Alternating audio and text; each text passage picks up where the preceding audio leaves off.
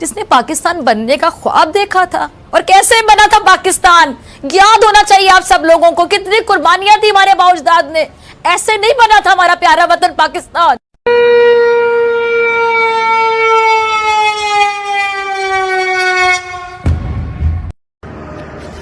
को खबर देंगे, लाहौर में वॉल्टन के इलाके में धमाकों की आवाजें सुनी गई हैं। इनके बाद सवाल ये पैदा होता है कि एक है HQ-9/P मिसाइल डिफेंस सिस्टम, वो HQ-9P क्या कर रहा था? ये सवाल पैदा होता है कि ये HQ-9/P क्योंकि ये चाइनीज सिस्टम है, ये नाकाम हुआ या ये हमारे लिए सरप्राइज था? इस बात का हमें अपने ऑफिशियल से जवाब मिलना चाहिए, बहुत इंपॉर्टेंट। आपके मासूम जो शहीद हो रहे हैं उनसे अल्लाह की मुलाकात होगी, दुनिया में उन पर क्या बीती इस पर भी बात होगी।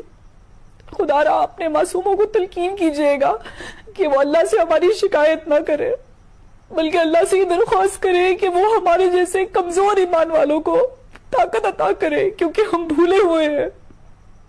मगर इसने तो रुका तो नहीं, मूडी तो रुका नहीं। पता नहीं, मैं तो समझता हूं बड़ा मुश्किल किधर हुआ है। 2 nuclear countries will provoke each other to the point जो हिंदुस्तान ने आज प्रोवोक किया है। क्यों किया है? इसलिए उसको पता है, उसको शायद रिएश्योरेंस मिल गई है, मगर उसको पता है कि मेरे साथ अमेरिका है, मेरे साथ रूस है, मेरे साथ इंडिया, मेरे इजराइल है। तभी तो भाई साहब हम लोग, भाई साहब ये हमारे मंत्री बोल रहे हैं भाई अब हमसे नहीं होता। इनके बाद भी ठीक है, हमारे में इतनी हिम्मत नहीं भाई है अगर हम उन्होंने भाई साहब हमारे 9 टारगेट हिट किए, हम बेल पर 2-3 उनके कर देते हैं भाई साहब, वो बदले में हमारे 50 कर देंगे। बिल्कुल।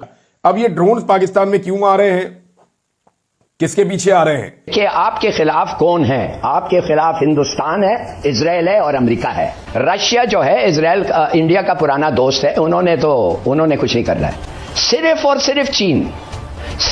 सिर्फ चीन आपके साथ खड़ा हुआ है। तो जब इतना अंदर आकर उन्होंने सियालकोट में हर जगह पे उन्होंने पाकिस्तान के अंदर अटैक किया और पाकिस्तान नहीं रोक पाया, तो सवाल यह पैदा होता है कि हमारी कैपेसिटी हमले को रोकने की, उसके ऊपर सवालिया निशान पैदा हो गया। तो फिर इंडिया लाहौर पे और कराची पे भी बम मार सकता है कि जनाब वहां पे भी दहशतगर्द रहते हैं, हम यहाँ पे भी मारने जा रहे हैं। हमारे तो हालात आगे खराब है, लड़ाई होगी तो और बर्बादी होगी। लेकिन आसिम मुनीर साहब ने इस माहौल में अपनी प्रोजेक्शन और प्रमोशन बहुत बड़े पैमाने पर करवाई। यानी न्यूयॉर्क टाइम के अंदर जो है वो एक आर्टिकल भी लिखवाया गया, पाकिस्तान के मीडिया को मजबूर किया गया कि वो हेडलाइन चलाएं उस आर्टिकल की। फिर उसमें से मनपसंद लाइनें निकाल के उनके ऊपर जो है वो हेडलाइंस चलाई गई। और फिर बहुत सारे टाउट्स हैं, वो बैठ कर कह रहे थे कि आसिम मुनीर साहब लोहे के बने हुए हैं, उनके असाब इस तरह के हैं, उनकी शख्सियत इस तरह की है, उनका किरदार इस तरह का है। तो उन्होंने अपनी इतनी तारीफें करवाई हैं आसिम मुनीर साहब ने कि ये सारी जंग अपने सर पे ले ली है। अब इसका जितना भी जवाब है वो आसिम मुनीर साहब को देना पड़ेगा और उनके लिए मुश्किलात बढ़ेंगी, क्योंकि अब उन्हें कश्मीर भी आज़ाद करवाना है। ये उनका एक नारा है कि कश्मीर बनेगा पाकिस्तान, तो ये मौका उन्हें मिल गया है। जबकि झूठी खबरें चलाने वालों ने आसिम मुनीर साहब के खाते में 124 इंडियन पोस्टें भी डाल दी हैं कि जनाब कोई हमने उनके आधा दर्जन के करीब ब्रिगेड हेडक्वार्टर्स तबाह कर दिए इंडिया के। 124 जो है वो इंडियन चेक पोस्टें भी पाकिस्तान के आर्मी चीफ के खाते में डाल दी हैं कुछ टाउट्स ने, और 7 तैयारे भी पाकिस्तान आर्मी चीफ के खाते में डाल दिए हैं टाउट्स ने। और ये भी कह दिया है कि आधा कश्मीर तकरीबन फतह हो गया है, बारामूला तक हम घुस गए हैं, और दूसरी तरफ कह दिया जनाब इधर से अमृतसर भी हम पहुंच गए हैं। तो इस तरह की कहानियां, और दर्जनों के करीब जो भारतीय फौजी हैं उनको हमने कैदी भी बना लिया है। अब ये सारी चीजें जिन लोगों ने कही हैं, उन्होंने आर्मी चीफ के साथ जो है वो तारीफ करने के चक्कर में उनके साथ नेकी नहीं की, बल्कि उनके साथ जुर्म किया है और उनको मुश्किल से 2-4 किया है। अब पाकिस्तानी जो है वो उसी तरह की कारकर्दगी का मुजाहरा चाहते हैं जिस तरह के दावे किए गए थे। पाकिस्तान के मीडिया को और दीगर लोगों को ये कहा गया था आर्मी की जानिब से, उनकी आला क़यादत की जानिब से, कि जनाब बहुत अटैक जो है वो हम भी करेंगे और 8 अटैक हम करेंगे। हमने जो इलाके हैं, जो एरियाज हैं, उनको लॉक किया हुआ है और हम हमला कर देंगे, हम सोचेंगे नहीं। लेकिन उस वक्त से लेकर अब तक पाकिस्तान ने वो हमला नहीं किया। अब ये ड्रोन पाकिस्तान में क्यों आ रहे हैं, किसके पीछे आ रहे हैं? देखिए, मैंने क्राइम रिपोर्टिंग की है और वॉर रिपोर्टिंग भी की है, तो कुछ चीज़ों का तो मुझे आइडिया है। इंडिया ये ड्रोन्स जो भिजवा रहा है, मैं इन इलाकों को भी जानता हूं, इन एरियाज के बारे में मुझे कुछ ऐसी चीज़ें पता हैं जो मैं अभी डिस्क्लोज नहीं करना चाहता। लेकिन ये बात ठीक है कि इंडिया बहुत मुमकिन है कि अपने कुछ टारगेट्स के पीछे आ रहा हो।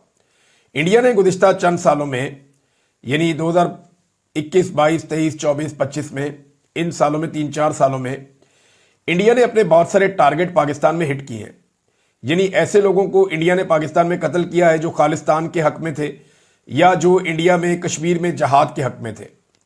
तो यहां पाकिस्तान के अंदर किलिंग की है इंडिया ने, और जिन लोगों को इंडिया समझता था कि वो इंडिया के लिए मुश्किल पैदा कर सकते हैं उन्हें यहां पाकिस्तान में कत्ल किया गया। जैसे कि जॉर्ज टाउन में एक सिख रहनुमा को कत्ल किया गया और बहुत सारी जगहों पे इस तरह के कत्ल होते रहे। रावलपिंडी में कत्ल हुए हैं, कराची में कत्ल हुए हैं, और पाकिस्तान के लैंडस्केप पे लगभग 20 के करीब मर्डर किए हैं भारत ने, और भारतीय मीडिया ने उसको बड़ा ग्लोरीफाई किया था कि जनाब कमाल काम हुआ है। तो भारत जो है वो पाकिस्तान के अंदर पहले से अपने टारगेट अचीव कर रहा था, और अब भारत को कोई ना कोई तो उनकी इंटेलिजेंस है जिससे उनको पता है कौन सा बंदा कहां है। तो शायद वो अपने टारगेट हिट करने के लिए इतने बड़े पैमाने पर ड्रोन्स पाकिस्तान भिजवा रहे हैं। अच्छा, ये जितने भी हमले हुए हैं ये सुबह 4 बजे से 7-8 बजे के बीच में हुए हैं। यानी दिन दहाड़े भारत अब आया है, रात के अंधेरे में नहीं आया, और उसने अपने ड्रोन्स भेजे हैं। और या तो वो अपने टारगेट हिट करना चाहता है भारत, एक बात यह है, या फिर भारत पाकिस्तान की एयर डिफेंस की सलाहियत को चेक कर रहा है कि क्या पाकिस्तान हमें बॉर्डर पे रोक पाएगा या नहीं रोक पाएगा। देखिए, ये बहुत इंपॉर्टेंट है, इसको आपको समझना पड़ेगा कि डीप इनसाइड आ गए हैं भारतीय ड्रोन्स।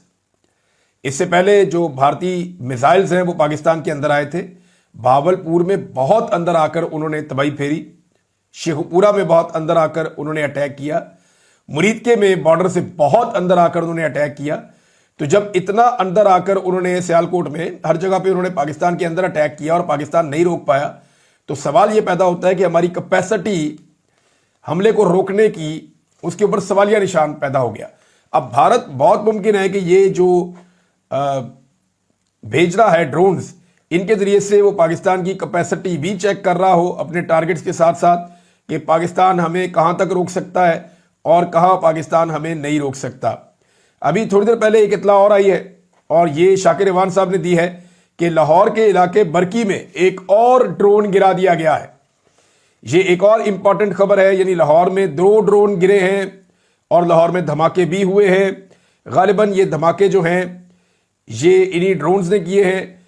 पाकिस्तान का वजीर आजम जो है वो मुबारकबादें दे रहा था कौम को, आर्मी चीफ को, बाकी सबको, कि जनाब बहुत मुबारक हो, आपने चांदनी रात कर दी।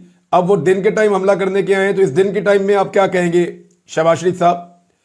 दिन के टाइम आपकी ईद हो गई, यानी दुश्मन आपके ऊपर एक के बाद एक हमला कर रहा है और आप आंखें बंद करके बैठे हुए हैं, जैसे कि नीरू बांसुरी बजा रहा था।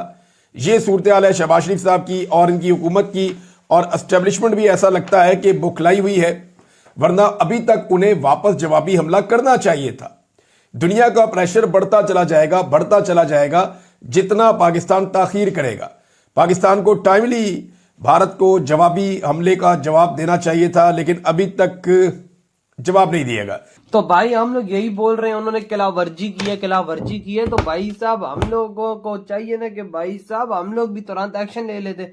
लेकिन हमारे फॉरेन मिनिस्टर ने अभी ये बात की है कि भाई साहब अब हम भारत के साथ नहीं लड़ेंगे। जो कुछ इंडिया ने कर दी हम ठीक है, हम जवाब नहीं देंगे। यार ये देखो ना, हाँ, हमारा मंत्री कह रहा है, भाई मंत्री हमारे ने बोल दिया भाई साहब अब भारत है, जो क्या हमारे बस की बात नहीं, हम भारत के साथ आगे लड़े। इनको पता है हमारी सिचुएशन खराब है, हम नहीं लड़ सकते, क्योंकि अगर हम लड़े तो भाई हम तो आगे ही बर्बाद। बिल्कुल हमारे तो हालात आगे खराब है, लड़ाई होगी तो और बर्बादी होगी। वही ना भाई साहब, और यार सबसे बड़ी बात, आम जनता का नुकसान होगा।